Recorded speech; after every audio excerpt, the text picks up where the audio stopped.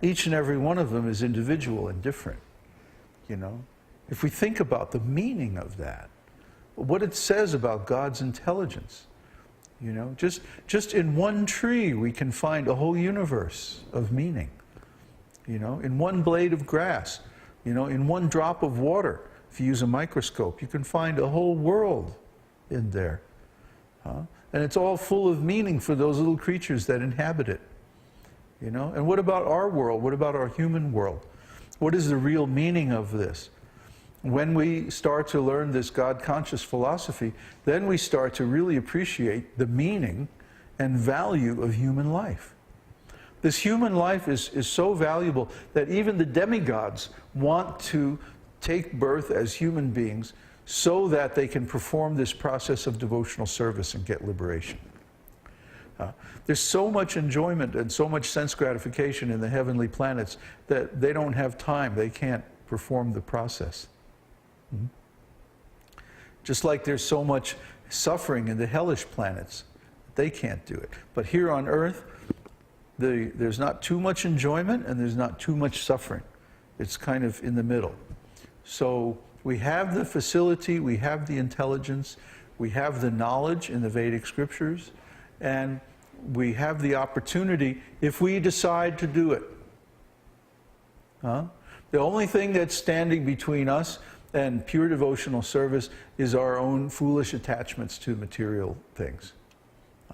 All those things are going to go away sooner or later.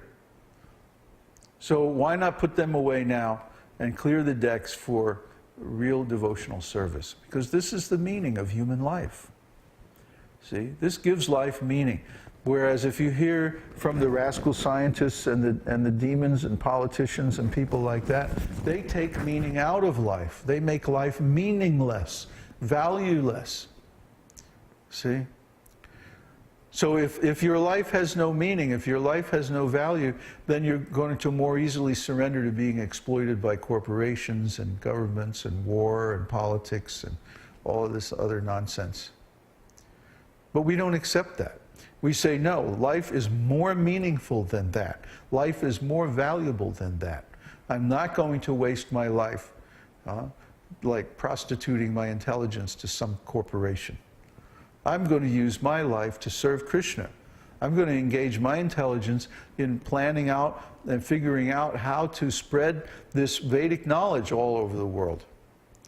I'm not going to waste my time here. You know, just paying some bank manager's salary with my mortgage payments. I'm not going to do that. That's stupid. Why don't I instead benefit thousands of people by sharing this knowledge? You see? The meaning is greater, the benefit is so much greater. And anybody can do this. That's the thing that always blows my mind. This is not rocket science. Anybody can read Bhagavad-gītā and just repeat the same philosophy and teach it. But why few people do? Because they haven't realized it. They have allowed the impersonalists and the religionists and the politicians and the other people who want to exploit us to suck the meaning out of Bhagavad-gītā by misinterpreting it as some kind of mundane scripture. I mean, you know, for example, Mohandas Gandhi was supposedly a very spiritual person. But he is one time quoted as saying that, I don't believe that any historical person such as Kṛṣṇa ever existed. Well, if he really thought that, then why did he bother to write a commentary on the Bhagavad-gītā? Because if Kṛṣṇa didn't really exist, that means that Bhagavad-gītā is just fiction. It's just mythology. It's a lie. So he's writing a commentary on a lie? Why? Because he's not really a holy man. He's a politician. See? And he's just using Bhagavad-gītā because he's trying to put his own thoughts in the vehicle of Krishna's good name and good instructions. So this is hypocrisy. See? We're very much against hypocrisy. We're very much against people who say one thing and do something else. or who say something today and then they change it to all around tomorrow. We're not like that. We try to be like Kṛṣṇa, steady and dependable, consistent, committed, dedicated, truthful. These are our values. So people who share those values are also going to be attracted to this science of Kṛṣṇa consciousness. And when those people get together and they start to cooperate together and pool their resources, then a tremendous amount of good can be done in this world. By making life more meaningful.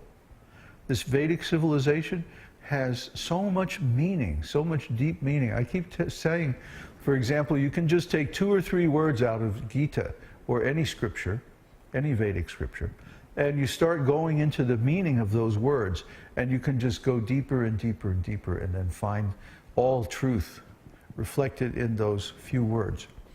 Those are Kṛṣṇa's words. And those words have that characteristic that the whole reality, the whole meaning of life and everything is reflected in them.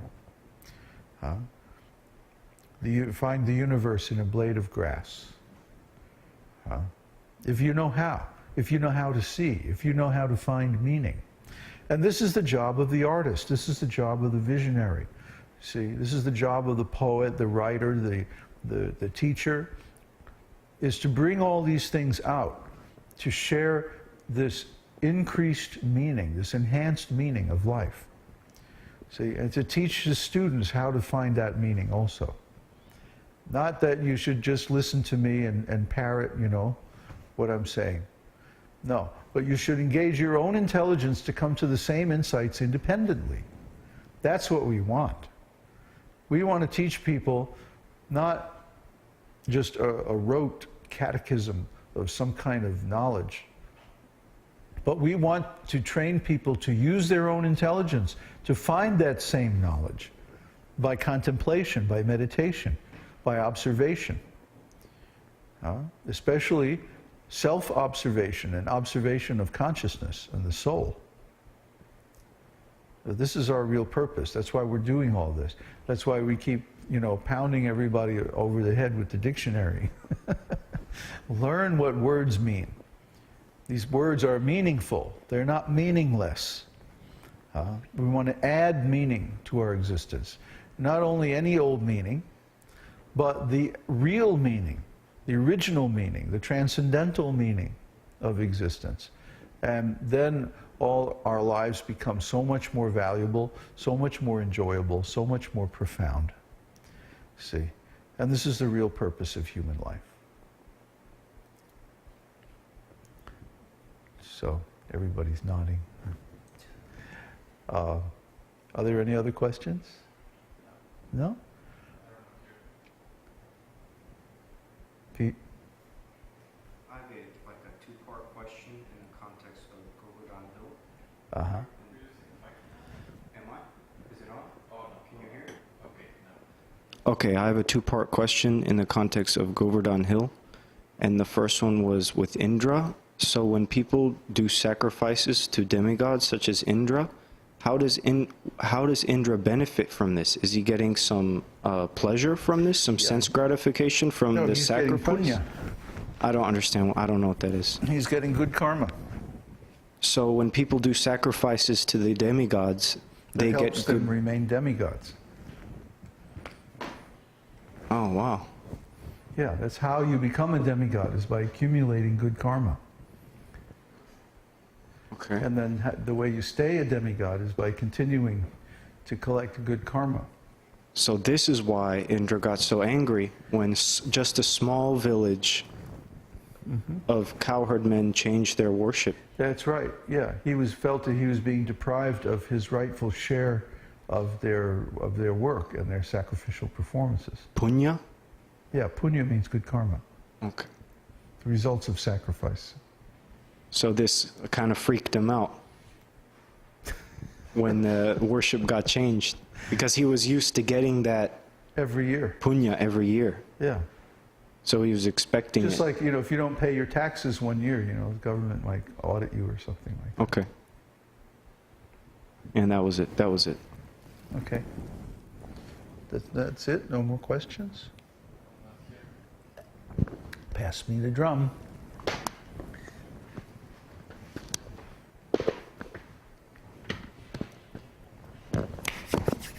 Good. Thank you. Take the harmonium. Who?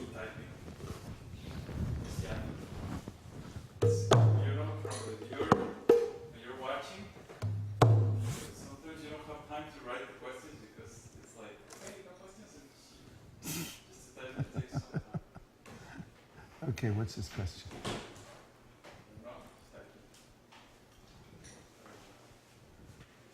Bueno? Bueno?